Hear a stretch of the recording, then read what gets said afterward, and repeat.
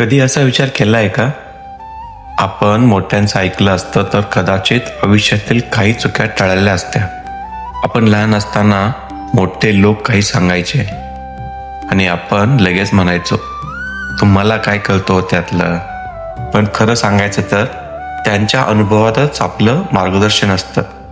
माझे तुकोबाराय म्हणतात, ज्येष्ठांचे ऐकावे ज्ञान त्यांचे अमोल, तुका म्हणे बोल त्याची उपकारक. म्हणजेच मोठ्याने सांगितलेले शब्द फक्त सल्ला नसतो, ते आपल्यासाठी अनुभवाचा खजिना असतात.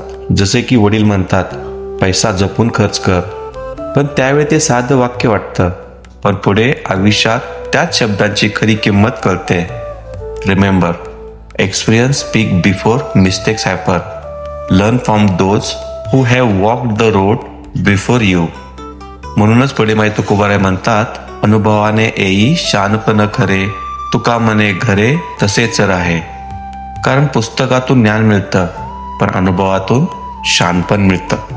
रामकृष्ण हरी, माझा तुकोबा.